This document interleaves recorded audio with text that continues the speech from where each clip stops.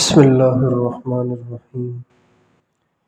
إن الحمد لله نحمده ونستعينه ونستغفره، من يهده الله فلا مضل له ومن يضلل فلا هادي له، وأشهد أن لا إله إلا الله وحده لا شريك له، وأشهد أن سيدنا ونبينا وحبيبنا وشفيعنا وقرة أعيننا محمدا عبده ورسوله صلى الله تبارك وتعالى عليه وعلى آله وأصحابه وأزواجه وذريته وبارك وسلم تسليما كثيرا.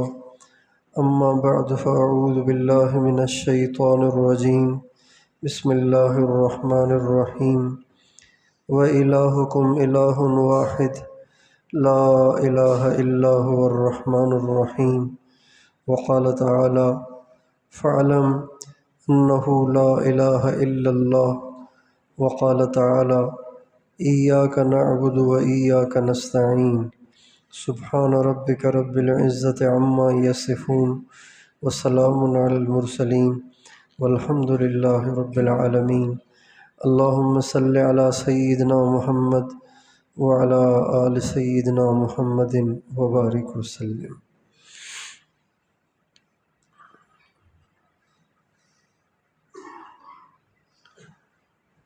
اللہ تعالیٰ نے دنیا کے تمام انسانوں کو دنیا اور آخرت میں کامیاب فرمانے کے لیے اپنا دین مرحمت فرمایا ہے. اس دین کا نام اسلام ہے. اگر کوئی کہے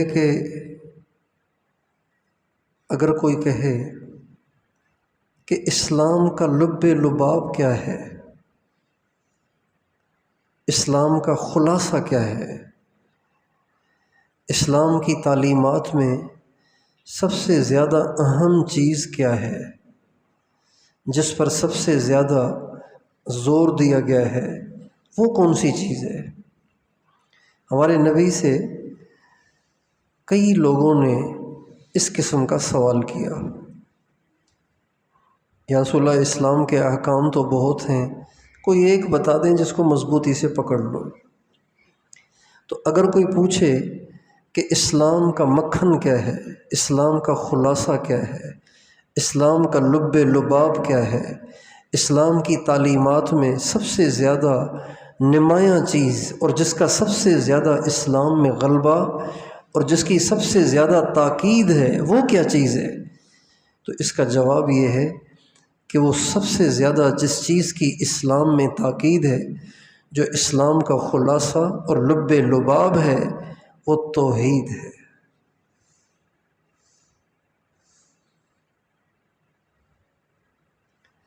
توحید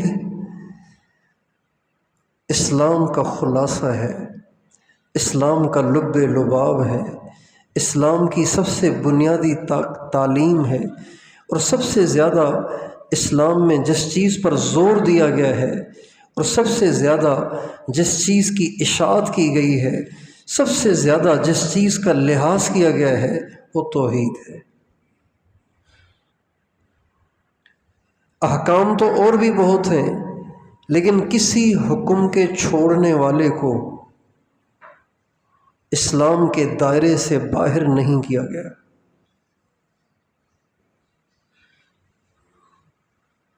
نماز حکم ہے، چھوڑنے والا دائرے سے باہر نہیں جائے گا. زکوٰۃ فرض ہے، چھوڑنے والا دائرے سے باہر نہیں جائے گا. روزہ فرض ہے رمضان کا، لیکن اس کا چھوڑنے والا اسلام کے دائرے سے باہر نہیں جائے گا.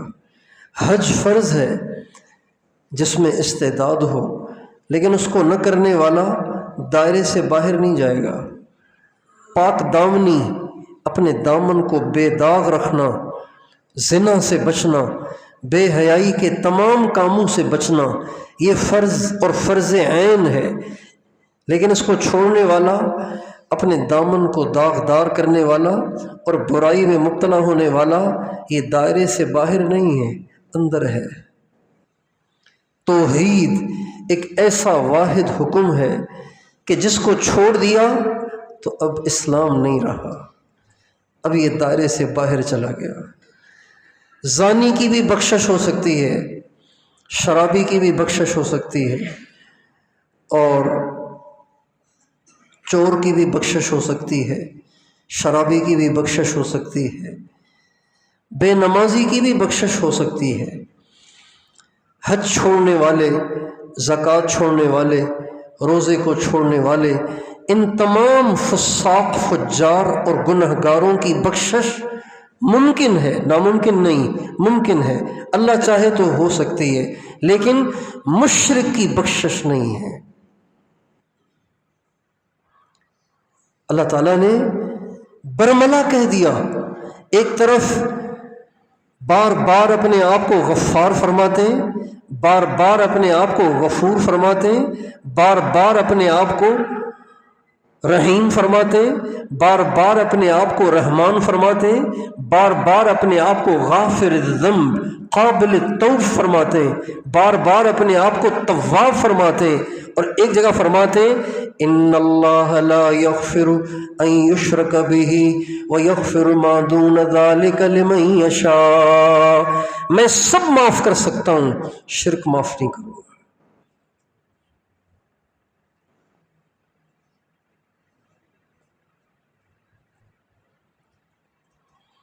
توحید اللہ کے ہاں اتنی اہم ہے، اتنی اہم ہے کہ اس سے زیادہ اہم کوئی چیز نہیں ہے۔ توحید کا مطلب یہ ہے، ایک توحید ہے اعتقادی، ایک توحید ہے عملی۔ اعتقادی توحید کسی نہ کسی درجے میں ہر مسلمان کو حاصل ہوتی ہے۔ مسلمان ہو اور کہے کہ مورتیوں سے بھی ہوتا ہے، مورتیاں بھی کام بناتی ہیں، مورتیوں کے ہاتھ میں بھی نفع نقصان ہے، مسلمان ہوگا تو نہیں کہے گا، بالکل ہی جاہل ہوگا، بالکل ہی جٹ ہوگا، بالکل ہی بے دین ہوگا تو شاید کچھ کہہ دے، ورنہ مسلمان ہوگا تو مورتیوں پر یقین نہیں کرے گا، اللہ کے ساتھ کسی کو شریک نہیں ٹھہرائے گا، اس کا اعتقاد نہیں رکھے گا۔ تو ایک توحید اعتقادی ہے، ایک توحید عملی ہے، یہ دونوں توحیدیں ضروری ہیں۔ اعتقاد بھی یہ ہونا چاہیے کہ معبود صرف اللہ ہے، عزت صرف اللہ کے ہاتھ میں ہے، ذلت صرف اللہ کے ہاتھ میں، نفع صرف اللہ کے ہاتھ میں، نقصان صرف اللہ کے ہاتھ میں، زندگی صرف اللہ کے ہاتھ میں، موت صرف اللہ کے ہاتھ میں، صحت صرف اللہ کے ہاتھ میں، بیماری صرف اللہ کے ہاتھ میں، اللہ کے علاوہ کسی کے ہاتھ میں کچھ نہیں ہے۔ اس کو کہتے ہیں توحید اعتقادی۔ سجدہ صرف اللہ کے لیے، اللہ کے علاوہ کسی کے لیے سجدہ نہیں، اللہ کے سوا کسی کے سامنے جھکنا نہیں، صرف اللہ کے سامنے جھکنا۔ ایک دفعہ ایک جانور نے آ کے ہمارے نبی کے پاؤں میں سر رکھا، یعنی سجدہ کیا، تو حضرت ابوبکر صدیق نے کہا یا رسول اللہ، یہ جانور آپ کو سجدہ کرتے ہیں، ہمیں تو اس کی زیادہ اجازت ہونی چاہیے کہ ہم بھی آپ کو سجدہ کریں۔ آپ نے فرمایا نہیں، اگر میں کسی کو سجدہ کرنے کی اجازت دیتا تو بیوی کو اجازت دیتا کہ خاوند کو کرے، لیکن اس کو بھی اجازت نہیں، اس لیے کہ سجدہ صرف اللہ کے لیے۔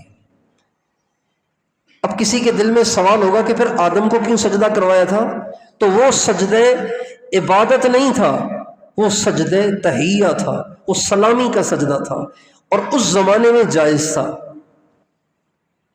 وہ سجدہ سلامی والا سجدہ تھا، وہ سجدے تحیت، اس کو کہتے ہیں سجدے تحیت، وہ سلامی کا سجدہ تھا جو اس زمانے میں جائز تھا، ہمارے زمانے میں اس کو بھی حرام کر دیا گیا۔ ہمارے نبی کے سامنے کوئی جھکنے کی کوشش کرتا تو آپ فوراً اس سے دور ہو جاتے تھے اور فوراً آپ ناراض ہو جاتے تھے، آپ ناپسندیدگی کا اظہار فرماتے تھے کہ تم کیا کرنے لگے ہو۔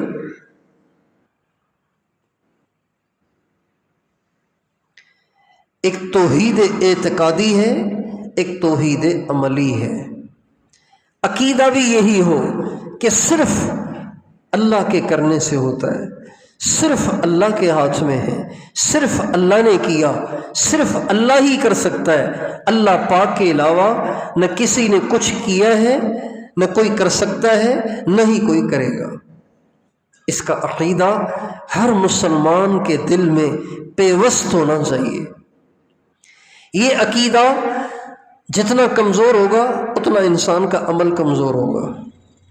اس عقیدے میں جتنا ضعف ہوگا اتنا اس کے عمل میں ضعف ہوگا۔ اس عقیدے میں جتنی کمزوری ہوگی اتنی اس کے عمل میں کمزوری ہوگی۔ آج ہم مسلمان جو ادھر ادھر دھکے کھاتے پھرتے ہیں اور ادھر ادھر سے اپنے مسائل کو حل کرانے کی کوشش میں لگے ہوتے ہیں، یہ صرف اس لیے کہ عقیدے میں کمزوری ہے۔ عقیدے کی کمزوری عمل کو کمزور کرے گی۔ ایک دفعہ ہمارا جانا ہوا 7 شریف جماعت میں، تو ہم نے کہا حضرت حافظ عثمان مروندی رحمۃ اللہ علیہ، جن کو لوگ لال شہباز قلندر کہتے ہیں، ان کا نام عثمان ہے اور وہ حافظ قرآن ہیں اور بہت بڑے عالم بھی ہیں۔ تو انہوں نے کہا چلیں زیارت کر لیں، چل کے ان کی قبر مبارک کی زیارت کر لیں، دعا کر لیں۔ جب ہم وہاں گئے تو اللہ کی پناہ، اللہ کی پناہ، اللہ کی پناہ، لوگ باقاعدہ قبر کے سامنے ایسے سجدہ کر رہے تھے جیسے نماز میں سجدہ کرتے ہیں۔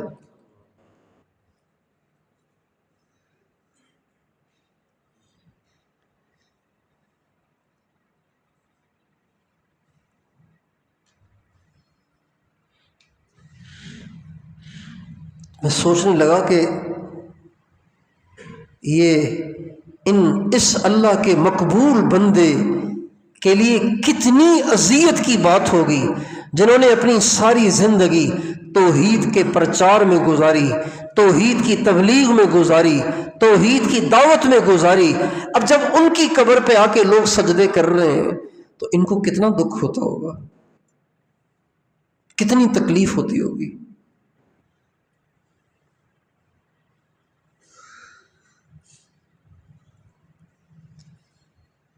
بلکہ ہمارے ایک بزرگ تھے حیدرآباد میں، حضرت ڈاکٹر غلام مصطفیٰ صاحب، نقشبندی مجددی قدس سرہ، بڑے اللہ والے تھے، بڑے صاحب کشف تھے۔ تو ایک دفعہ ان کو حضرت لال شہباز قلندر رحمۃ اللہ علیہ کی زیارت ہوئی۔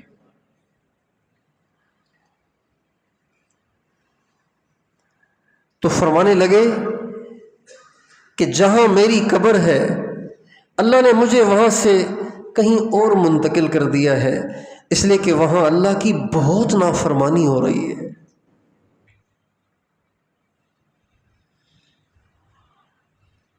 اور ہمارے حائی صاحب عبد الوہاب صاحب سے میں نے خود سنا، فرمانے لگے کہ میرا جب 7 شریف جانا ہوا اور اللہ تعالیٰ نے حضرت لال شہباز قلندر رحمۃ اللہ علیہ کی زیارت کرائی تو فرمایا کہ میں یہاں نہیں رہتا ہوں، اللہ نے مجھے ذرا فاصلے پہ دور منتقل کر دیا ہے، اس لیے کہ یہاں اللہ کی بہت نافرمانیاں ہوتی ہیں۔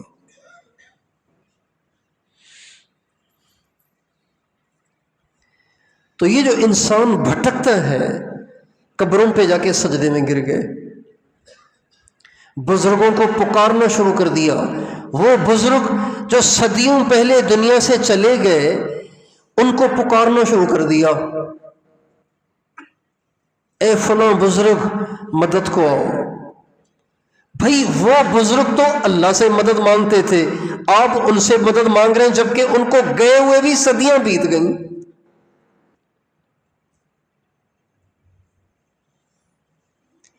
یہ عمل میں کمزوری، یہ اعتقاد کی کمزوری کی وجہ سے ہے۔ یقین مضبوط نہیں ہوا، توحید مضبوط نہیں ہوئی کہ اللہ وہ ذات ہے جو پہلے بھی سنتا تھا، آج بھی سنتا ہے، آئندہ بھی سنے گا۔ اللہ وہ ذات ہے جس کو پہلوں نے بھی پکارا، آج بھی اسے پکارا جاتا ہے، آئندہ بھی اسے پکارا جائے گا۔ اللہ وہ ذات ہے کہ جسے نبیوں نے پکارا، رسولوں نے پکارا، صحابہ نے پکارا، اہل بیت نے پکارا، ولیوں نے پکارا، بزرگوں نے پکارا، قطب اور ابدال اور غوث سب کے سب اللہ کو پکارتے رہے۔ اللہ وہ ذات ہے۔ حضرت شیخ سعدی رحمۃ اللہ علیہ فرماتے ہیں کہ میں حج پہ گیا تو مجھے وہاں حضرت غوث اعظم شیخ عبد القادر جیلانی کی زیارت ہوئی۔ اس زمانے یہ دونوں بزرگ ایک زمانے کے، فرماتے ہیں میں نے ان کو دیکھا کہ بیت اللہ کے مطاف میں، آج کل وہاں ماربل بچھی ہوئی ہے، کسی زمانے میں وہاں پتھریاں بچھی ہوئی تھیں۔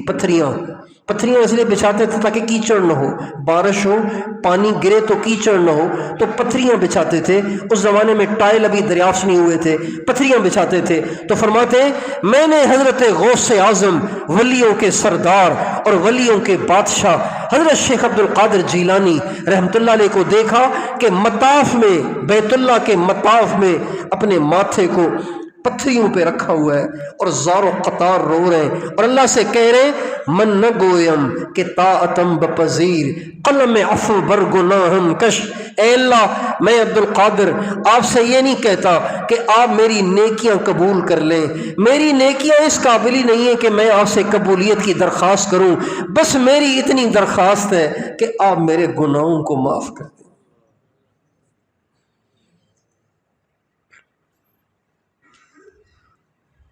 غوث اعظم تو بیت اللہ کے مطاف میں اپنا ماتھا رکھ کر زار و قطار رو کر اللہ کو پکارے، اور ہم غوث اعظم کو پکارے۔ جب حضرت کے انتقال کا وقت قریب آیا، حضرت کے انتقال کا وقت قریب آیا، حضرت کے انتقال کا وقت قریب آیا تو اپنے بچوں کو جمع کیا، اپنے بچوں کو جمع کیا، اور اپنے بچوں کو جمع کیا تو بچوں نے کہا ابو کوئی ہمیں وصیت فرما دیجئے، کوئی ہمیں نصیحت فرما دیجئے، کوئی ہمیں تلقین فرما دیجئے۔ فرمانے لگے توحید توحید توحید اور بس توحید، یعنی پکارنا ہو تو اللہ کو، مانگنا ہو تو اللہ سے، اپنے دل کے دکھڑے سنانے ہو تو اللہ کو، اور ڈرنا ہو تو اللہ سے، توقع رکھنی ہو تو اللہ سے، امید لگانی ہو تو صرف اللہ سے۔ ایاک نعبد و ایاک نستعین، یہ آیت کسی بھی صورت میں اللہ ڈال سکتے تھے، اللہ نے اس کو سورہ فاتحہ میں ڈالا، اور ہمارے نبی کے ذریعے سے اس بات کا ہمیں حکم دیا کہ سورہ فاتحہ کا یاد کرنا ہر مسلمان کے لیے فرض ہے۔ سارے قرآن کا یاد کرنا فرض نہیں ہے، سورہ فاتحہ کا یاد کرنا فرض ہے۔ جس مسلمان کو سورہ فاتحہ یاد نہیں ہے وہ گنہگار ہے، وہ فاسق ہے، وہ فاجر ہے، اللہ کی نظر میں وہ سنگین ترین مجرم ہے جسے سورہ فاتحہ یاد نہیں ہے۔ اللہ تعالیٰ نے اس آیت کا حصہ بنا دیا ایاک نعبد و ایاک نستعین کو، اور سورہ فاتحہ کی 7 آیتیں اللہ نے اس کو چوتھے نمبر پہ رکھا، 3 ادھر 3 ادھر، یعنی سورہ فاتحہ کا مرکزی نقطہ ایاک نعبد و ایاک نستعین۔ اے اللہ ہم تیرے ہی سامنے جھکیں گے، تیرے سوا کسی کے سامنے نہیں جھکیں گے، اور اے اللہ تجھی سے مانگیں گے، تیرے سوا کسی سے نہیں مانگیں گے۔ اس کو یاد کرنے کو ہر مسلمان پر فرض کر دیا گیا. ہر بچے کو یاد ہو، ہر مرد کو یاد ہو، ہر جوان بوڑھے کو یاد ہو، ہر عورت کو یاد ہو، غریب امیر کو یاد ہو، بادشاہ فقیر کو یاد ہو، سب کو یاد ہونا چاہیے. سورہ فاتحہ سب کو یاد ہونی چاہیے. اور سورہ فاتحہ کا لب لباب اور سورہ فاتحہ کا مرکزی نقطہ ایاک نعبد و ایاک نستعین، اے اللہ تیرے سامنے جھکیں گے اور کسی کے سامنے نہیں جھکیں گے.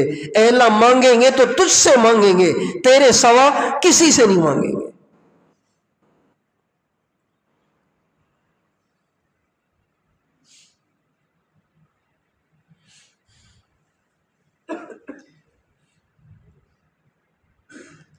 دینی نقصان اور دنیاوی نقصان اس توحید کی کمزوری کی وجہ سے ہوتا ہے. نبی کریم صلی اللہ علیہ وسلم نے اپنے دور نبوت میں، اپنی حیات مبارکہ میں سب سے زیادہ جس چیز کی تبلیغ کی ہے، سب سے زیادہ جس چیز کی دعوت دی ہے، سب سے زیادہ جس چیز کی اشاعت کی ہے، ہر چیز میں ہمارے نبی نے کوئی نرم گوشہ نکالا ہے. یہ توحید ایک ایسا حکم ہے کہ جس کے بارے میں ہمارے نبی نے بالکل کسی گنجائش کو نہیں چھوڑا. طائف والے ہمارے نبی کے پاس آئے. ہمارے نبی کے پاس مدینہ منورہ کے قیام کے دوران پورے جزیرۃ العرب سے اور مختلف ملکوں، مختلف علاقوں سے وفد آئے اسلام قبول کرنے کے لیے اور آپ سے بیعت ہونے کے لیے. لیکن آپ کی پوری زندگی میں سب سے زیادہ جس وفد کے آنے سے آپ خوش ہوئے وہ طائف کا وفد تھا.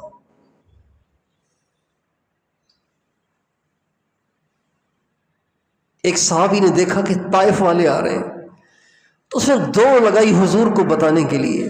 حضرت ابوبکر صدیق راستے میں ملے، کیا بات ہے کہ طائف والے آ رہے ہیں، حضور کو خوشخبری سنانے جا رہا ہوں. تو وہ صدیق فرمانے لگے، بھائی دیکھو مہربانی کرو، یہ خوشخبری اللہ کے نبی کو مجھے سنانے کا موقع دو، میں اللہ کے نبی کو یہ خوشخبری سناؤں، اس لیے کہ مجھے پتہ ہے کہ ان کے آنے سے بہت خوش ہوں گے.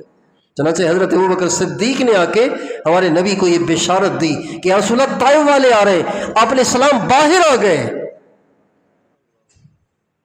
ان کے استقبال کے لیے. اتنا آپ کو خوشی ہوئی، اس لیے کہ یہ وہی لوگ تھے جنہوں نے پتھر مارے تھے کسی زمانے میں.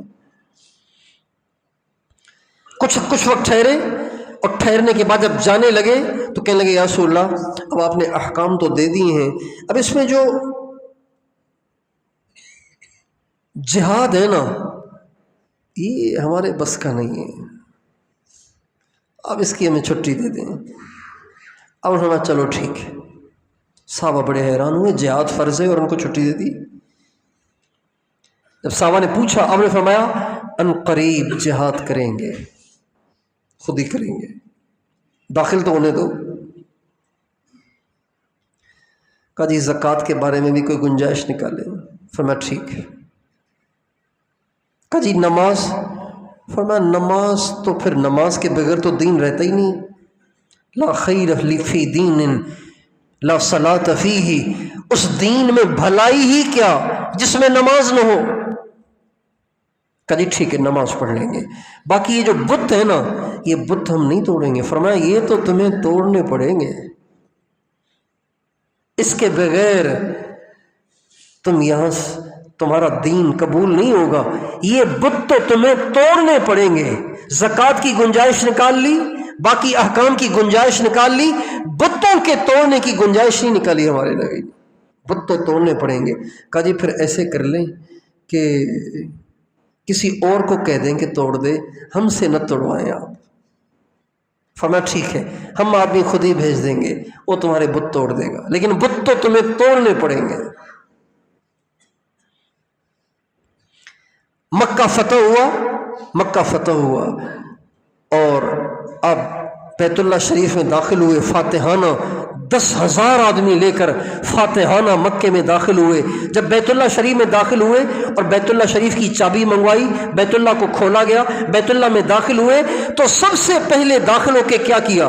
آپ کے ہاتھ میں ایک چھڑی تھی اور پورے بیت اللہ میں 360 بت انہوں نے رکھے ہوئے تھے ہمارے نبی، اور وہ زمین میں گڑے ہوئے تھے. آپ علیہ السلام کے ہاتھ میں چھڑی تھی. ہر بت کے کو یہ چھڑی یوں چبھوتے تھے، آپ کے معجزے سے، آپ کی روحانی قوت سے وہ بت اندھے منہ گر جاتا تھا، اور آپ یوں کہتے جاتے تھے قل جاء الحق وزهق الباطل ان الباطل كان زهوقا. کہو کہ حق آ گیا اور باطل ختم ہو گیا اور باطل چلا گیا، اور باطل نے تو ٹوٹنا ہی ہوتا ہے. یہ آپ کہتے جاتے تھے اور ہر بت کو چھڑی مارتے جاتے تھے. سب کے سب بت آپ نے گرا دیے، ایک بت بھی نہیں چھوڑا، اور ان کو اٹھا کے پھینکوا دیا.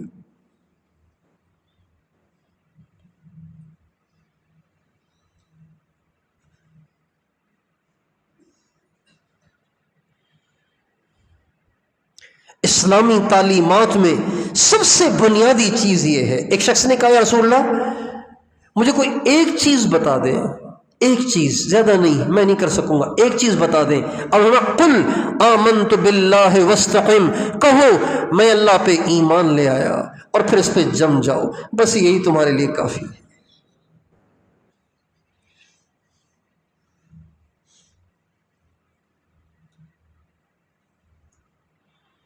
ہمارے نبی کی زندگی میں سب سے زیادہ جو چیز نمایاں ہے وہ یہ ہے،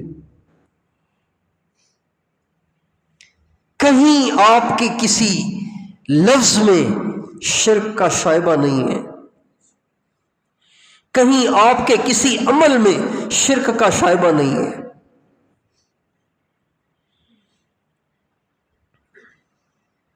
اور آپ نے ایسا ماحول بنایا تھا کہ کسی مسلمان کی زبان سے کوئی ایسا جملہ نہیں نکلتا تھا کہ جس جملے سے اللہ کے غیر سے ہونا ثابت ہوتا ہو.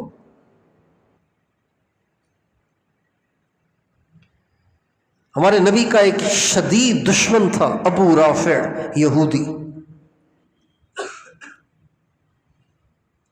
انصار میں سے ایک قبیلے نے اس کو قتل کیا.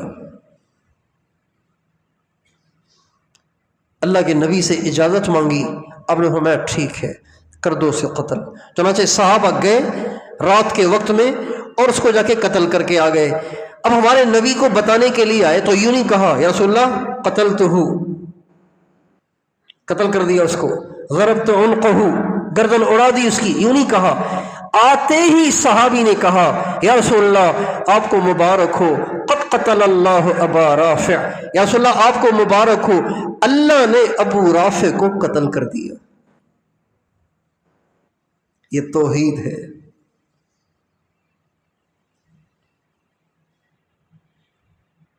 ہمارے نبی نے ایک یہودی سے قرضہ لیا،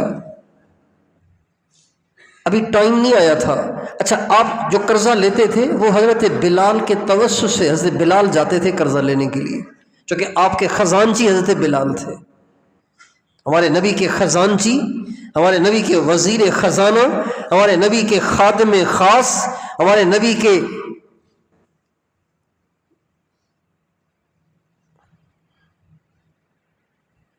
جو مالی اعتبار سے خادم تھے وہ حضرت بلال تھے. چنانچہ حضرت بلال جا کے قرضہ لے آتے تھے اور ہمارے نبی کے لیے استعمال کرتے تھے. آپ اپنی ذات کے لیے قرضے نہیں لیتے تھے، آپ اپنی ذات کے لیے تو ایک ایک مہینہ بھی بھوک اٹھا لیتے تھے. آپ کے پاس جو مہمان آتے تھے ان کو کھلانے کے لیے آپ قرضے لیتے تھے، اللہ کے مہمانوں کو کھلانے کے لیے جو دین سیکھنے آتے تھے. چنانچہ حضرت بلال نے قرضہ لیا اور ابھی اس قرضے کی ادائیگی کا ٹائم نہیں آیا. جس سے قرضہ لیا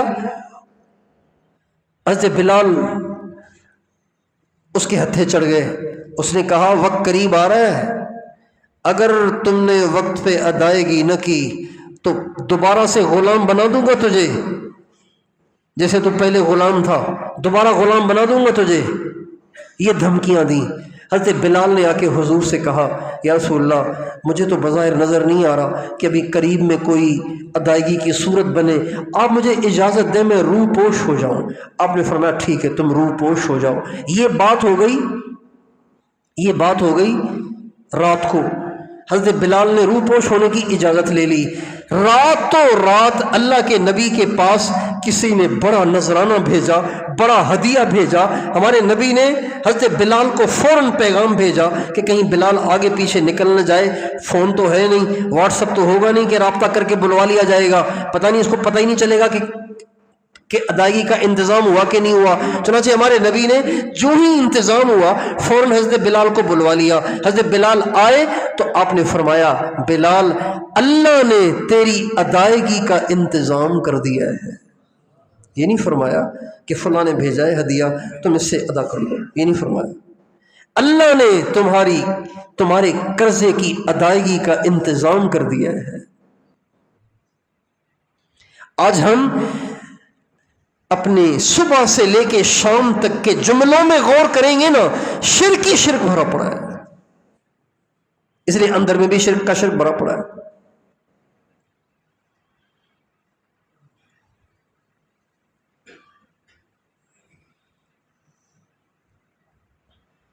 نماز میں مزہ اسے آئے گا جس کے اندر توحید مضبوط ہوگی۔ اللہ سے مانگنے میں مزہ اسے آئے گا جس کے اندر میں توحید مضبوط ہوگی۔ جس کی توحید کمزور ہوگی اس کو دعا میں مزہ نہیں آئے گا، جس کی توحید کمزور ہوگی اسے نماز میں کھڑے ہو کے مزہ نہیں آئے گا، جس کی توحید مضبوط ہوگی اسے نماز میں مزہ آئے گا، کیونکہ وہ سمجھتا ہے کہ کرنے والا اللہ ہے، سب کچھ کرتا اللہ ہے، مشکل کشا اللہ ہے، حاجت روا اللہ ہے، میرے سارے دکھ درد دور کرنے والا اللہ ہے، اور جو کرے گا اب میں اس کے سامنے حاضر ہوں، وہ مجھے دیکھ رہا ہے، میں اس کی پیشی میں پیش ہوں، مجھے اس کے دربار میں حاضری کا اللہ نے موقع دیا ہے۔ کتنا مزہ آئے گا اس کا، کتنا دل لگے گا اس کا۔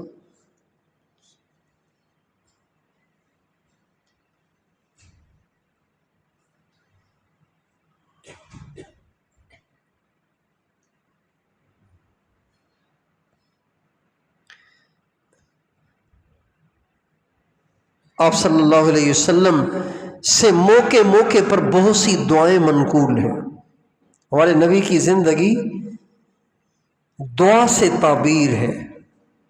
اب ہر وقت ہر کام میں اللہ سے دعا، بستر پہ آتے دعا، آنکھ کھلتی دعا، پانی ہاتھ میں لیتے دعا، پی چکتے دعا، کھانا سامنے آتا دعا، کھانے کے بیچ میں دعا، کھانا کھا چکتے دعا، سواری پہ چڑھتے دعا، کپڑے اتارتے دعا، کپڑے پہنتے دعا، کپڑے بدلتے دعا، کسی سے کوئی چیز لیتے دعا، کسی کو کوئی چیز دیتے دعا، قرضہ ادا کرتے دعا، کوئی آپ کا قرضہ ادا کرتا دعا، کوئی آپ کے ساتھ اچھائی کرتا دعا، سفر پہ جا رہے دعا، آ رہے دعا، گھر میں داخل ہو رہے دعا، گھر سے نکل رہے دعا، بیت الخلاء میں داخل ہو رہے دعا، بیت الخلاء سے نکل رہے دعا۔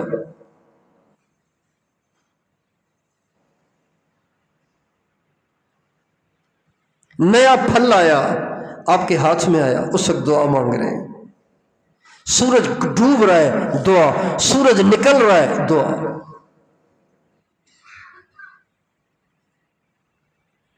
ہمارے نبی کے بارے میں حدیث میں آتا ہے جب سورج نکلتا تھا آپ سورج کو نکلتا دیکھتے تھے تو آپ فرماتے تھے الحمدللہ الذی اقالنا ھذا یومنا ھذا ولم یہلکنا بذنوبنا، اے اللہ تیرا شکر ہے کہ تو نے ہمیں زندگی میں ایک اور دن دے دیا، ہمارے گناہوں کی وجہ سے ہمیں ہلاک نہیں کر دیا، تیرا شکر ہے تو نے ایک دن زندگی گزارنے کے لیے اور دے دیا۔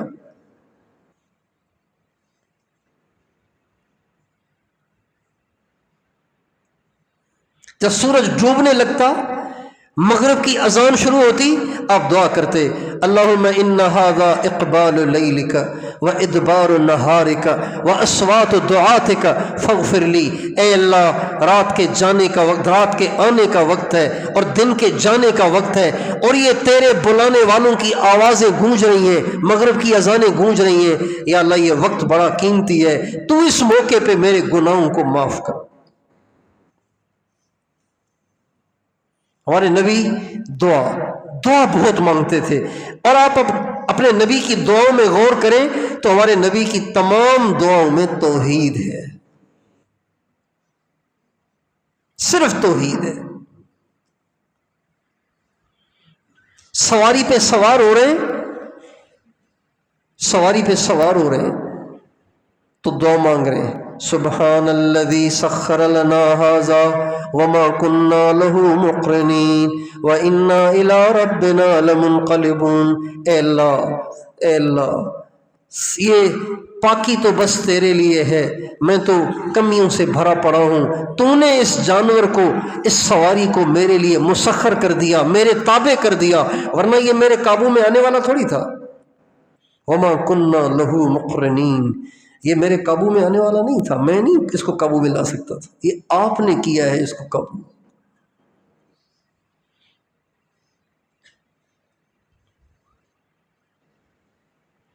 کپڑے پہن رہے ہیں الحمدللہ الذی کسانی ھذا ورزقنی من غیر حول منی ولا قوہ۔ اے اللہ تیری مہربانی، تو نے مجھے یہ کپڑے پہنائے، اس میں میری کوئی طاقت تو نہیں ہے، میری کوئی قوت تو نہیں ہے، یہ تو نے اپنے فضل سے مجھے دیے ہیں، میں تو اس لائق نہیں ہوں۔ ہمارے نبی کا ارشاد ہے جس نے نئے کپڑے پہن کر یہ دعا پڑھ لی اس کے پچھلے سب گناہ معاف۔ الحمدللہ الذی اطعمنی ھذا الطعام ورزقنیہ من غیر حول منی ولا قوہ۔ اے اللہ تیرا شکر ہے، تو نے مجھے یہ کھانا کھلایا، میری تو اوقات نہیں تھی، مجھے تو اس کی اتنی طاقت اور ہمت نہیں تھی کہ میں اس کھانے کو حاصل کر سکوں، یہ تو نے مجھے دیا ہے۔ جس نے کھانا کھا کر یہ دعا پڑھ لی اس کے پچھلے سب گناہ معاف۔ یہ توحید ہے ساری۔ اللہم ما اصبح بی من نعمت او باحد من خلقک فمنک وحدک لا شریک لک فلک الحمد ولک الشکر۔ اے اللہ پوری رات مجھ پر اور مخلوق میں سے جس کسی پر بھی کوئی نعمت ہوئی چھوٹی سے چھوٹی تو یا اللہ صرف تیری طرف سے تھی، اس میں کسی کا کوئی کمال نہیں تھا، ساری تعریفیں تیرے لیے، سارا شکر تیرے لیے۔ ہمارے نبی کا ارشاد ہے جس نے صبح یہ دعا پڑھ لی رات سے لے کے صبح تک اللہ کی جتنی اس پر نعمتیں ہوئیں ان سب کا شکریہ ادا ہو گیا، شکریہ ادا ہو گیا۔ اور اگر شام کو پڑھی اللہم ما امسا بی من نعمت او باحد من خلقک فمنک وحدک لا شریک لک فلک الحمد ولک الشکر۔ اے اللہ سارا دن جو مجھ پر یا کسی پر کوئی نعمت رہی، اے اللہ یہ صرف تیری طرف سے اور کسی کی طرف سے نہیں، تیرا کوئی شریک نہیں، ساری تعریفیں تیرے لیے، شکر بھی سارا تیرے لیے۔ اور نبی کا ارشاد ہے سارا دن جو اس نے نعمتیں استعمال کی ہیں اگر یہ دعا شام کو پڑھ لی تو سارے دن کی دعاؤں کا شکریہ ادا ہو گیا۔ اور جو اللہ تعالیٰ کی نعمتوں کا شکریہ ادا کرے گا اس کی نعمتیں بڑھیں گی، اللہ کا وعدہ ہے لَإِن شَكَرْتُمْ لَأَزِيدَنَّكُمْ۔ تو گویا جس نے صبح اور شام یہ دعا پڑھ لی اور اللہ پاک کی نعمتوں کو اللہ کی طرف منسوب کیا تو اس نے گویا اللہ کی نعمتوں کا شکریہ ادا کر لیا اور آئندہ کے لیے اپنے لیے نعمتوں کا انتظام کر لیا۔ یہ ساری توحید ہے۔ ہمیں اپنی زندگی میں اس بات کی کوشش کرنی چاہیے کہ ہمارے عمل سے ہمارے قول سے کہیں بھی شرک کا شائبہ نہ ہو، شرک کی بو بھی نہ ہو، ہمارے قول سے بھی یہ ثابت ہو کہ اللہ نے کیا، اللہ نے نہیں کیا، اللہ کرے گا، اللہ نہیں کرے گا، ہمارے عمل سے بھی یہ ثابت ہو کہ اللہ نے کیا، اللہ ہی کرے گا۔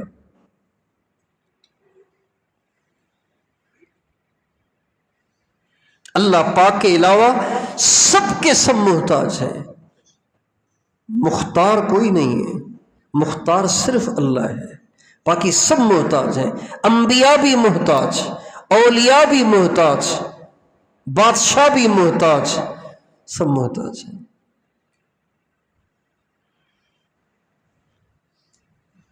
مکے کے چند کافروں نے آپس میں مشورہ کیا کہ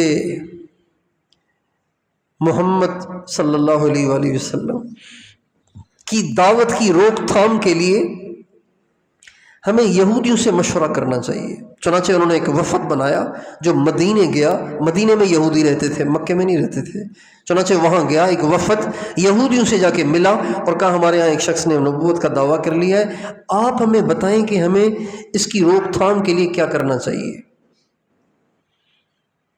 تو ان کے جو بڑے بڑے علماء تھے انہوں نے کہا ان سے 3 سوال کرو، کچا چھٹا واضح ہو جائے گا، دودھ کا دودھ پانی کا پانی ہو جائے گا، ہر بات کھل کے سامنے آ جائے گی۔ کیا؟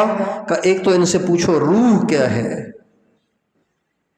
ایک ان سے پوچھو کہ ذوالقرنین کون ہے، ایک ان سے پوچھو کہ یہ اصحاب کہف کون تھے۔ 3 کے بارے میں پوچھو ان سے۔ یہ 3 سوال نبی ہی دے سکتا ہے، نبی کے سوا کوئی نہیں دے سکتا۔ چنانچہ یہ بڑے خوش اب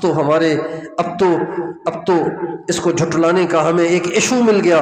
چنانچہ یہ 3 سوال لے کے اکڑتے ہمارے نبی کے پاس آئے، اور ہمارے نبی کے پاس جب یہ 3 سوال لائے تو آپ نے فرمایا کل آ جانا، کل بتا دوں گا۔ چونکہ میں خود تو نہیں بتاؤں گا نا، اللہ بتائے گا، تو تم کل آ جانا، بتا دوں گا۔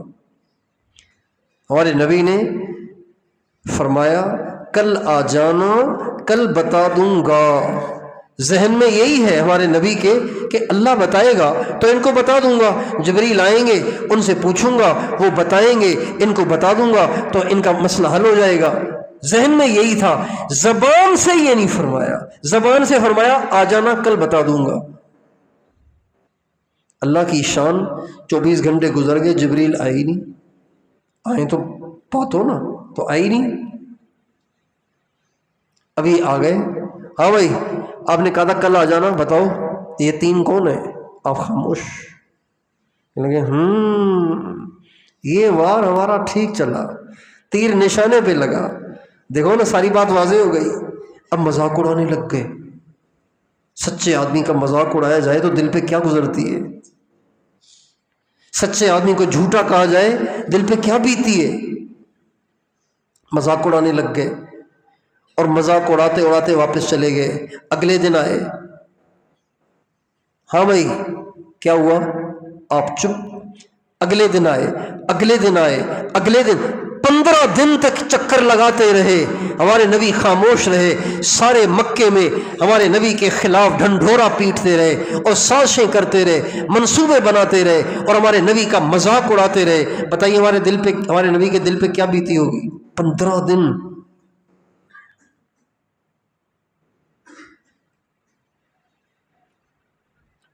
دن کے بعد جبریل وحی لے کے آئے، 15 دن کے بعد، اور کیا لے کے آئے؟ وَلَا تَقُولَنَّ لِشَيْءٍ إِنِّي فَاعِلٌ ذَلِكَ غَدًا إِلَّا أَن يَشَاءَ اللَّهُ۔ اے میرے نبی ہرگز یہ 2 دفعہ قرآن میں، ہرگز کبھی یہ نہ کہا کرنا، کبھی یہ نہ کہنا کہ میں کل یوں کروں گا۔ آپ کیسے کریں گے اگر اللہ نہیں چاہے گا تو؟ اس لیے جب بھی کوئی کام کرنا ہو تو یوں کہا کریں آپ کہ اگر اللہ نے چاہا تو میں یہ کام کروں گا، انشاءاللہ کہا کریں۔ یہ ہمارے نبی کو تعلیم دی گئی، اور اس کے بعد پھر جوابات بتا دیے گئے۔ یسألونک عن الروح قل الروح من امر ربی وما اوتیتم من العلم الا قلیلا۔ اور اصحاب کہف پہ تو پوری سورت اتر اتار دی گئی، اور یسألونک عن ذی القرنین، اور ذوالقرنین کا تعارف کرا دیا گیا، تینوں سوالوں کا جواب دیا گیا جس سے ان کی بولتی بند ہوئی۔ لیکن یہ جو 15 دن ہمارے نبی کی اذیت کے گزرے، یہ ساری دنیا کے تمام مسلمانوں کی تربیت کے لیے اللہ نے یہ واقعہ بنایا، اللہ نے یہ موقع بنایا تاکہ قیامت تک کے مسلمان اس بات کو ذہن نشین کر لیں کہ اللہ نہیں چاہے گا تو آپ کچھ نہیں کر سکتے۔ اس لیے عمل سے بھی یہ ہو، فکر میں بھی یہ ہو، قول بھی یہی ہو کہ اللہ کرے گا۔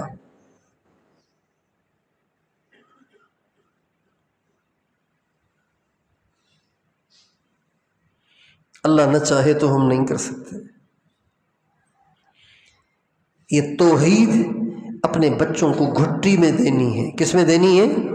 گھٹی میں دینی ہے۔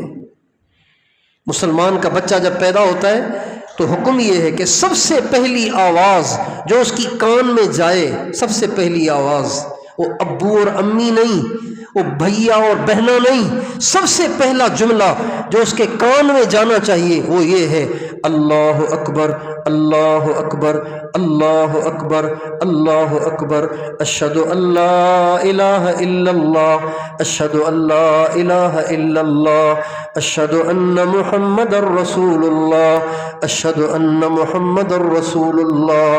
یہ پہلا بول بچے کے کان میں جانا چاہیے۔ ہمارے مسلمانوں میں اس کی بڑی کوتاہی ہے، لوگ 3 دن تک بیٹھے رہتے ہیں کہ مسجد کے امام صاحب ملیں گے تو پھر ان سے اذان دلوائیں گے۔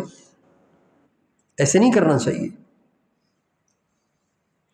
نیک آدمی مل جائے تو بہت اچھا، نہ ملے تو فوری طور پہ ماں کے پیٹ سے نکلتے ہی، بچہ ایمرجنسی میں تو پیدا نہیں ہوتا، پتہ ہوتا ہے کہ پیدا ہونا ہے، تو پہلے سے آدمی کسی سے بات کر لے کہ بھائی ابھی بچے کی پیدائش کا وقت ہے، میں آپ کو لینے آؤں گا، اپنے بچے کے کان میں اذان دینی ہے، پہلے سے انتظام ہونا چاہیے اللہ والے کا۔ نہیں ہوا خود دے دیں، جو کوئی پاس کھڑا ہو اسے دلوا دیں۔ پہلی آواز کان میں توحید کی جانی چاہیے۔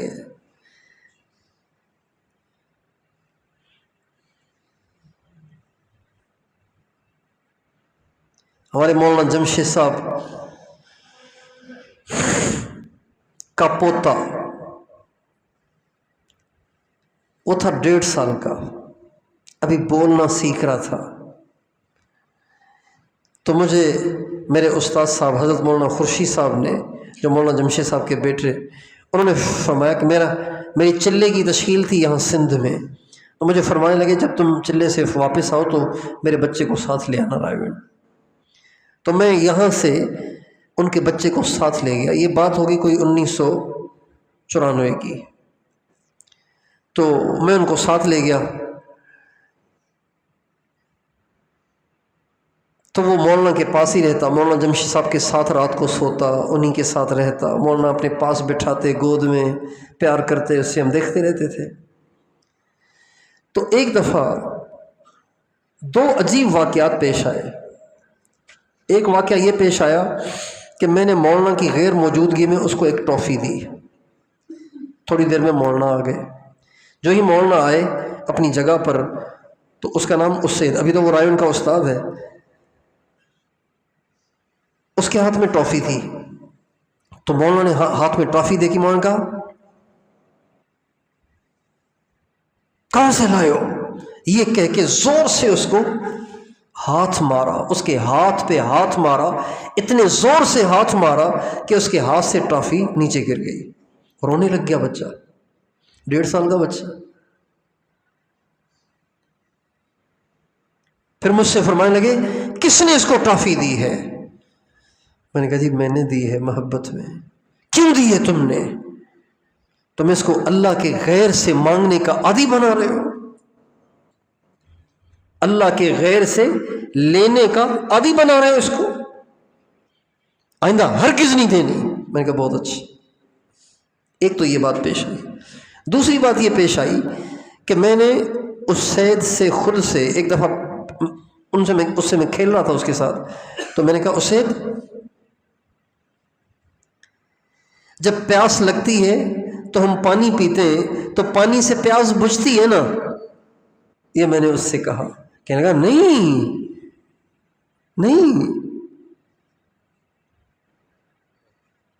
پانی پیا، پی لیا، پیاس تو اللہ بجھاتا ہے۔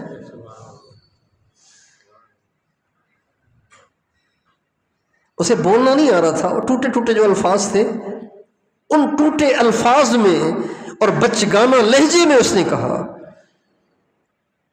پانی تو پی لیا، بس ہو چلا گیا، پیاس تو اللہ بجھاتا ہے۔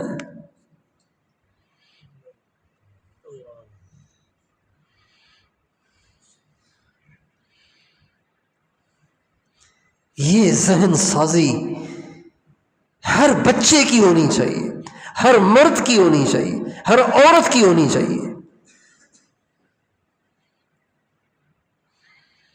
وَإِن يَمْسَسْكَ اللَّهُ بِضُرٍّ فَلَا كَاشِفَ لَهُ إِلَّا هُوَ وَإِن يُرِدْكَ بِخَيْرٍ فَلَا رَادَّ لِفَضْلِهِ۔ اے میرے نبی کہو ان سے کہ اگر تمہیں اللہ نقصان پہنچائے، اللہ کوئی تکلیف بھیجے، تو دنیا کی کوئی طاقت تمہاری اس تکلیف کو دور نہیں کر سکتی، اور اللہ تمہیں کوئی نفع دے، دنیا کی کوئی طاقت اسے تم سے روک نہیں سکتی، تم سے چھین نہیں سکتی۔ ہمارے نبی جب بھی فرض نماز کا سلام پھیرتے تھے تو یہ دعا پڑھتے تھے، اللہم لا مانع لما اعطیت ولا معطی لما منعت۔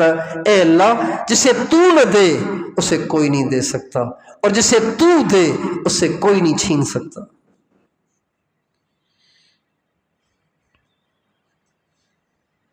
حضرت عبداللہ ابن عباس رضی اللہ عنہما فرماتے ہیں میں چھوٹا سا تھا، اللہ کے نبی کے ساتھ سواری پہ پیچھے بیٹھا ہوا تھا، تو ہم سفر پہ سواری پہ چل رہے تھے، تو اللہ کے نبی نے راستے میں مجھ سے فرمایا یا غلام، او لڑکے، انی اعلمک کلمات، میں تجھے چند باتیں سکھاتا ہوں، احفظ اللہ یحفظک، تو اللہ کا دھیان رکھا کر، ہر وقت اللہ کا دھیان رکھا کر، اللہ تیری حفاظت کرے گا۔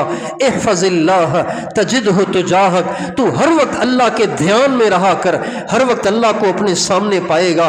وعلم، اور اس بات کا دل سے یقین کر، ان الامت لو اجتمعت علی ان ينفعوک بشیء لم ينفعوک الا بشیء قد کتبہ اللہ لک، ولو اجتمعوا علی ان یضروک بشیء لم یضروک الا بشیء قد کتبہ اللہ علیک، رفعت الاقلام وجفت الصحف۔ بیٹا نہیں لڑکے، اگر ساری دنیا کے تمام انسان، جنات، فرشتے سب کے سب جمع ہو کر تجھے نفع دینا چاہیں تو تب تک نفع نہیں دے سکتے جب تک اللہ کا فیصلہ نہ ہو، اور یہ سب کے سب تمہیں نقصان دینا چاہیں تو تب تک نہیں دے سکتے جب تک اللہ تجھے نقصان دینے کا فیصلہ نہ کرے۔ اس لیے کہ رفعت الاقلام، جس قلم سے فیصلے لکھے جاتے ہیں وہ قلم اٹھ چکی ہے، اب کوئی نیا فیصلہ نہیں لکھا جا سکتا۔ وجفت الصحف، اور کاغذ خشک ہو چکا ہے، لہذا لکھے کو اب کوئی مٹا نہیں سکتا ہے۔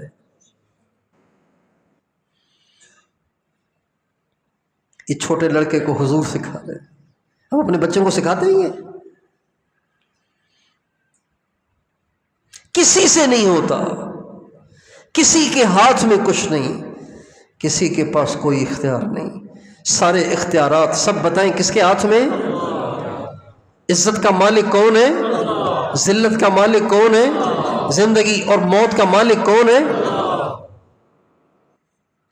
قل اللہم مالک الملک تؤتی الملک من تشاء وتنزع الملک ممن تشاء وتعز من تشاء وتذل من تشاء یہب لمن یشاء اناثا ویہب لمن یشاء الذکور او یزوجہم ذکرانا واناثا ویجعل من یشاء عقیما وما تشاءون الا ان یشاء اللہ رب العالمین۔ اے دنیا بھر کے انسانوں، جو تم چاہو گے وہ نہیں ہوگا، جو اللہ چاہے گا وہ ہوگا۔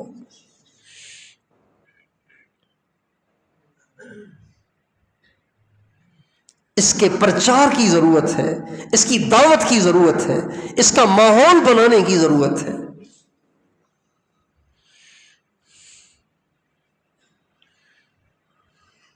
اللہ سے مانگو، اللہ سے کہو بیٹا اللہ سے کہو، بیگم اللہ سے کہو، بہن اللہ سے کہو، ابو اللہ سے کہیں نا، آپ امی آپ اللہ سے مانگیں نا، کرنا تو اللہ نے ہے، ہر ایک سے کہیں،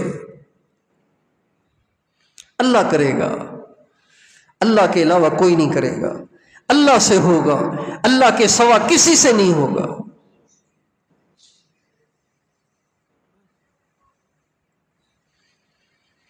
ہمارے حاج صاحب پر یہ عنوان اتنا سوار تھا کہ نیند میں بھی یہ کرتے تھے۔ ایک دفعہ میں رات کے 2 بجے کے قریب دبا رہا تھا، رات کے 2 بجے دبا رہا تھا تو نیند میں فرمانے لگے اللہ سے ہوتا ہے، اللہ کے غیر سے نہیں ہوتا۔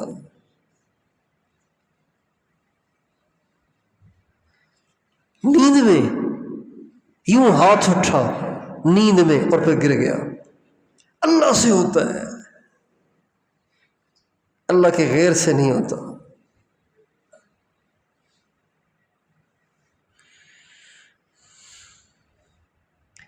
ساری ٹینشنیں ختم ہو جائیں گی اگر یہ توحید مضبوط ہو جائے تو۔ ابھی ٹینشن کیا ہے؟ ابھی ٹینشن یہ ہے یہ یوں نہ کر لے، یہ بھی ایک ٹینشن ہے، یہ یوں نہ کر لے، اس کے ہاتھ میں ہے کیا؟ جس کا خوف ہے اس کے ہاتھ میں ہے کیا؟ جب اس کے ہاتھ میں ہے ہی نہیں تو خوف کائے کا؟ خوف ختم۔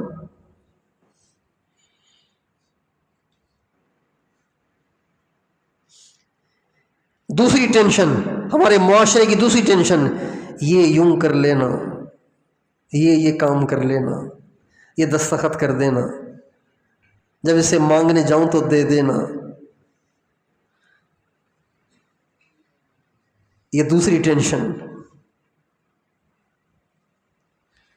مان جائے نا وہ، یوں کر لینا تو اس کے ہاتھ میں ہے کیا؟ اس کے ہاتھ میں نہیں ہے۔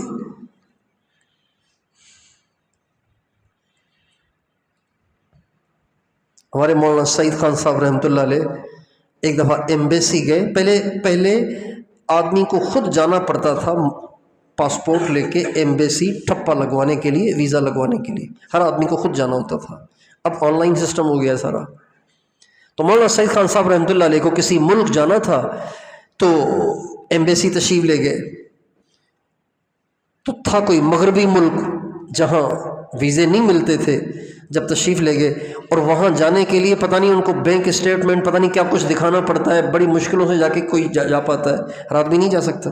اب یہ فقیر آدمی گئے، اس نے شکل دیکھی، وہ چل پاسپورٹ چلو یہاں سے دوسرے کو آنے دو۔ عجیب۔ مولانا گئے، اللہ اکبر، یا اللہ آپ ہی کریں گے، اس کے ہاتھ میں نہیں، تیرے ہاتھ میں ہے۔ جا کے مانگا، پھر آ گئے،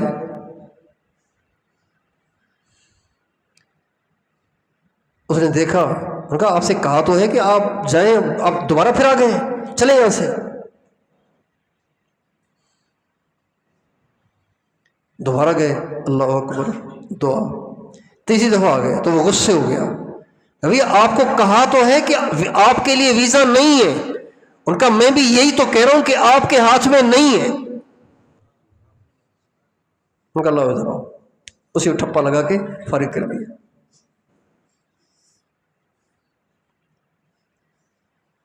آپ کے لیے ویزا نہیں ہے، کہا تو ہے آپ کو، ان کا میں بھی یہی تو کہہ رہا ہوں نا کہ آپ کے ہاتھ میں نہیں ہے، جس کے ہاتھ میں ہے اس سے میں نے مانگ رکھا ہے۔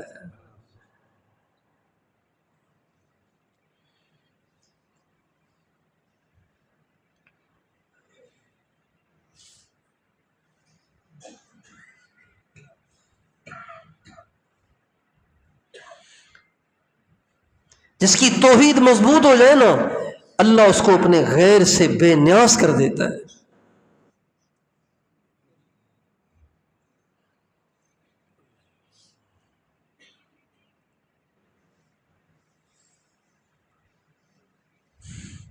چاپلوسیاں تو وہ کریں جو ان سے ہونا سمجھتے ہوں، جو ان کو لاش سمجھتے ہوں، لاش سمجھتے ہوں، ہڈیوں کا ڈھانچہ سمجھتے ہوں، تو وہ کسی سے کیوں ڈریں گے؟ جو ہڈیوں کا ایک ڈھانچہ سمجھتے ہوں تو وہ کیوں ڈریں گے کسی سے؟ یہ سب ہڈیوں کے ڈھانچے ہیں جن پہ گوشت چڑھا دیا ہے اللہ نے۔ اللہ کا ان میں امر ہے، اس لیے حرکت کر رہے ہیں، ان کے ہاتھ میں کچھ نہیں ہے، یہ بے بس ہیں۔ یا ایھا الناس انتم الفقراء الی اللہ، اے دنیا بھر کے انسانوں تم تو سارے بیکاری ہو، تمہارے ہاتھ میں ہے کیا؟ پیشاب بند ہو جائے نکال سکتے ہیں، پخانہ بند ہو جائے نکال سکتے ہیں، گیس بند ہو جائے نکال سکتے ہیں، آنکھیں بند ہو جائیں کھول سکتے ہیں، زبان بند ہو جائے کوئی بلوا سکتا ہے؟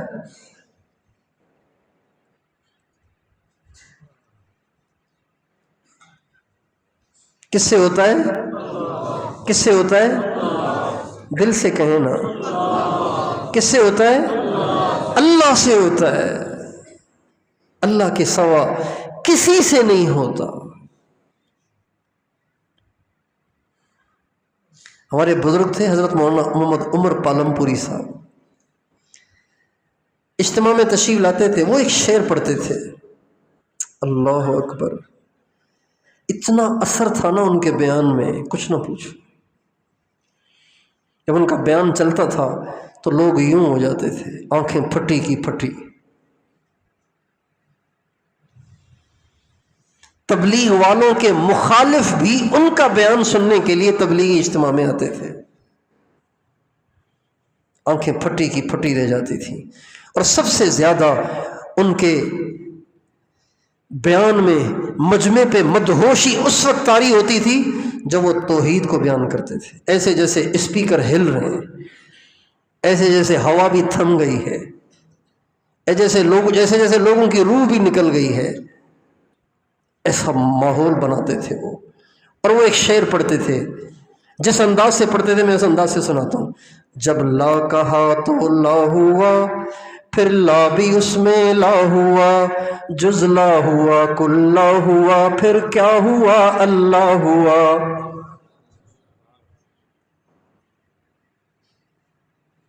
جب لا کہا تو لا ہوا، پھر لا بھی اس میں لا ہوا، جز لا ہوا کل لا ہوا، پھر کیا ہوا اللہ ہوا۔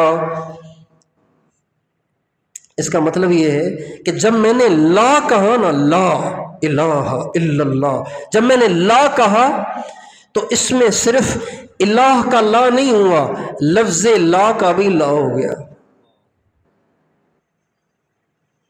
جب لا کہا تو لا ہوا، پھر لا بھی اس میں لا ہوا۔ جب میں نے لا کہا نا تو ہر چیز کی نفی ہو گئی، ہر چیز کی نفی ہو گئی، اس میں انسانوں کی بھی نفی ہو گئی، جنات کی بھی نفی ہو گئی، فرشتوں کی بھی نفی ہو گئی، بزرگوں کی بھی نفی ہو گئی، اور بادشاہوں کی بھی نفی ہو گئی، وزیروں کی بھی نفی ہو گئی، غریبوں امیروں کی نفی ہو گئی، طاقتوروں کی نفی ہو گئی، کمزوروں کی نفی ہو گئی، اور پھر خود لفظ لا کی بھی نفی ہو گئی۔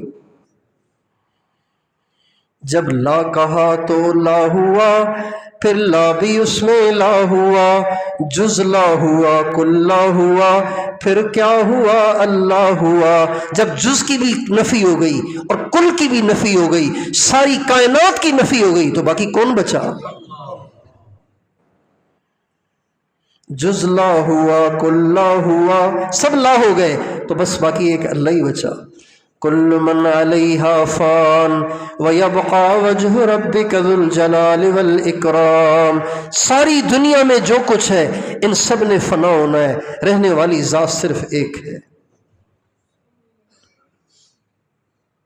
کچھ بھی نہیں ہے، کسی کے پاس کچھ بھی نہیں ہے، یہ ڈھانچے ہیں ہڈیوں کے جو دن دناتے پھرتے ہیں، اکڑتے پھرتے ہیں، مغرور ہوئے پھرتے ہیں، ان کے ہاتھ میں کچھ نہیں ہے، جو کچھ ہے وہ صرف اللہ کے ہاتھ میں۔ ان کو اللہ نے ڈھیل دی ہے، مہلت دی ہے، یہ ان کا امتحان چل رہا ہے۔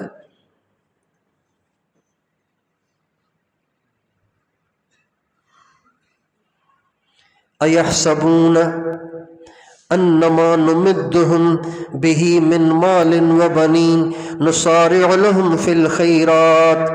क्या ये लोग समझते हैं कि हमने जो इनको माल दिया है, बेटे दिए हैं, ताकत दी है, ये इनको अच्छाई दे दी है, भलाई दे दी है, इनके साथ अच्छाई कर ली है? नहीं, बल्ला यशउरून, ये इनकी आजमाइश चल रही है, इनको पता नहीं चल रहा।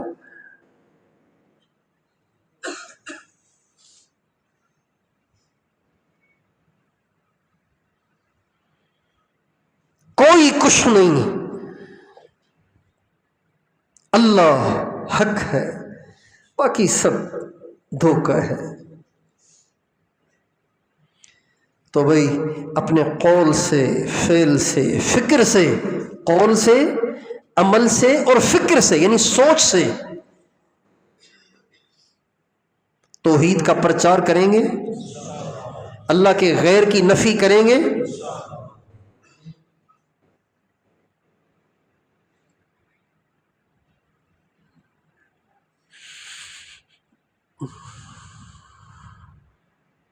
फिर आपको मज़ा आएगा दीन पे चलने का, नमाज पढ़ने का, दुआ मांगने में मज़ा आएगा आपको, इसलिए कि आप सबसे कट चुके हैं।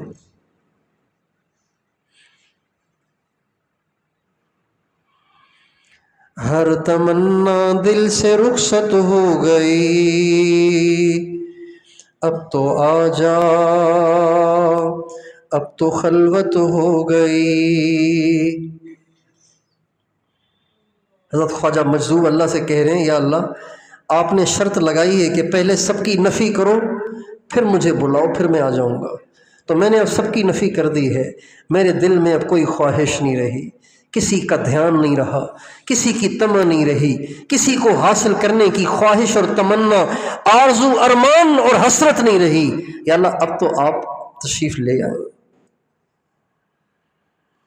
हर तमन्ना दिल से रुखसत हो गई, अब तो आजा, अब तो खलवत हो गई। एक तुझसे क्या मोहब्बत हो गई, सारी दुनिया ही से नफरत हो गई। अब तो आजा, अब तो आजा, अब तो आजा, अब तो खलवत हो गई। ये खलवत अल्लाह को मतलूब है। हमारे हाई साहब फरमाते थे, जब तक किसी गैर की तरफ नजर रहेगी, अल्लाह पाक की तरफ से तुम्हें ठोकरें पड़ती रहेंगी।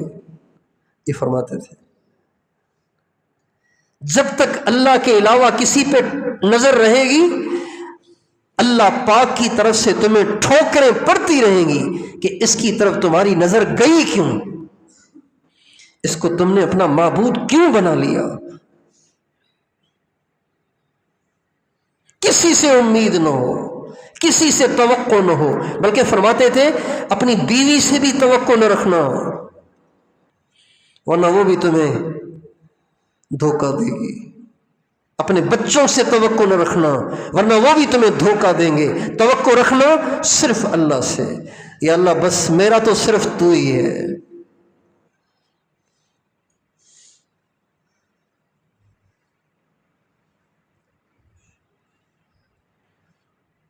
ये इस्लाम का खुलासा है।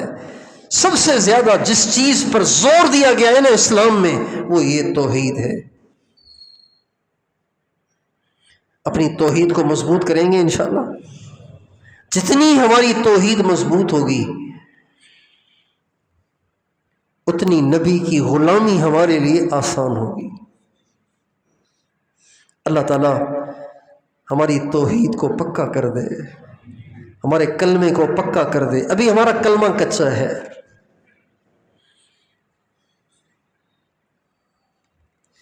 किसी बुजुर्ग से किसी ने कहा कि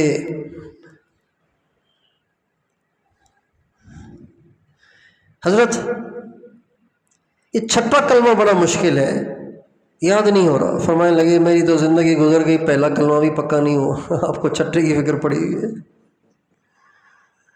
भाई मेरा तो भी पहला भी कच्चा है।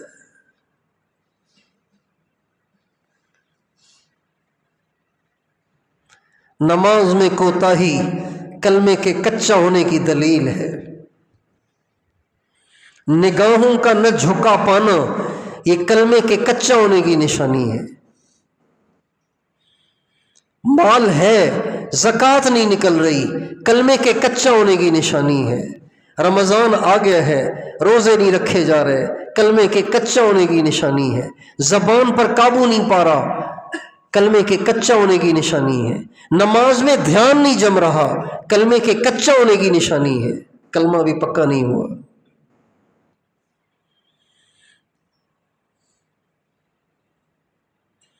غیر اللہ کی طرف دل کھنچا جا رہا ہے، مائل ہو رہا ہے، ابھی کلمہ کچا ہے اس لیے دل دوسروں کی طرف مائل ہو رہا ہے، جس دن کلمہ پکا ہو گیا اس دن کسی کی طرف دل مائل نہیں ہوگا۔ امام ربانی مجدد الف ثانی رحمۃ اللہ علیہ کے ارشاد کا مفہوم ہے، تمام معارف اس کلمے کے اندر موجود ہیں، سالک کی جتنی ترقی اس کلمے سے ہوتی ہے کسی چیز سے نہیں ہوتی۔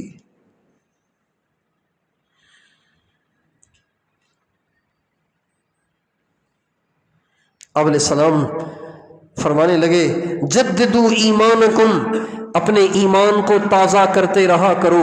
صحابہ نے پوچھا وکیف نجدد ایماننا یا رسول اللہ، یا رسول اللہ ایمان کو تازہ کیسے کریں؟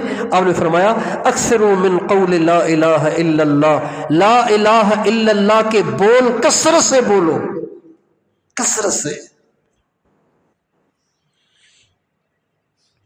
تو اپنی زندگی میں آپ توحید کو غالب کریں گے انشاءاللہ، یا بس یہ بیان کی حد تک رہے گا؟ اپنے گھر جا کے، اپنی دکان پہ جا کے، اپنے دفتر میں جا کے، ہر جگہ توحید کا پرچار کریں، اللہ کے غیر کی نفی کریں، کسی کے ہاتھ میں نہیں ہے، صرف اللہ کے ہاتھ میں ہے۔ دوائی بیمار ہو اور دوائی کھانی ہے تو دوائی بے شک کھائیں، لیکن دوائی پہ یقین نہ رکھیں۔ بھوک لگے تو بے شک کھانا کھائیں، لیکن کھانے پہ یقین نہ رکھیں۔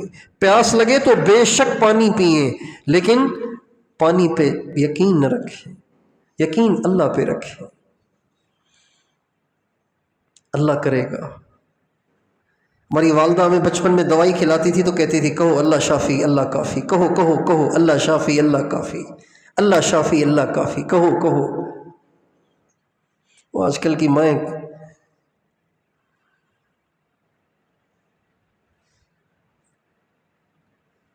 ہمارے ہاں سندھ میں جھولوں کا ماحول ہے، جھولوں کا، جھولے ہوتے ہیں گھر میں سندھ میں، پنجاب میں نہیں دیکھے، پختون علاقوں میں بھی نہیں دیکھے جھولے، سندھ میں ہمارے ہاں جھولے ہیں۔ جس گھر میں جھولا نہ ہو وہ گھر ادھورا سا معلوم ہوتا ہے۔ مرد بھی اس میں بیٹھ کے جھول رہے ہوتے ہیں، عورتیں بھی بیٹھ کے جھول رہی ہوتی ہیں، بچے بھی جھول رہے ہوتے ہیں اس میں۔ ہماری والدہ جب ہمیں بچپن میں لوری دیتی تھی، جب میں چھوٹا تھا گود میں لٹا کے سلاتی تھی، تو ایک ہی لوری ہم نے سنی ان سے، پھر میرے بچے ہوئے تو میرے بچوں کو بھی جو لوری دی انہوں نے وہی دی، کیونکہ میرے بچے بھی ان کی زندگی میں ہو گئے تھے۔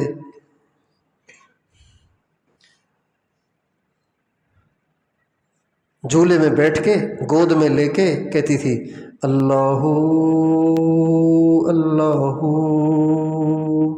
لا الہ الا ہو، اللہ اللہ، یہ لوری دیتی تھی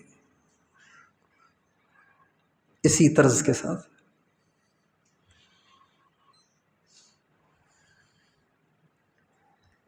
اب بچے کو سلانے کے لیے کارٹون کھول کے دے دیتی ہیں،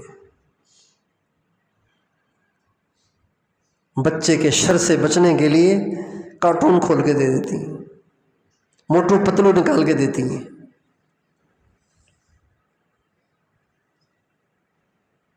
یا پتہ نہیں ایک اور بھی ہے، کیا کہتے ہیں اس کو، عبد الباری کھول کے دیتی ہیں۔ دیکھیں نا بچے بتا رہے ہیں۔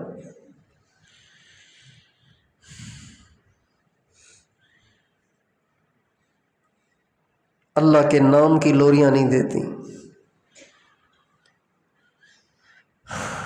تو اس لیے توحید کا ہم ماحول بنائیں۔ ہر چیز، کوئی نفع ہو کہو اللہ نے دیا، نقصان ہو جائے کہو اللہ کی طرف سے ہوا، کوئی بات نہیں، اسی میں خیر ہوگی۔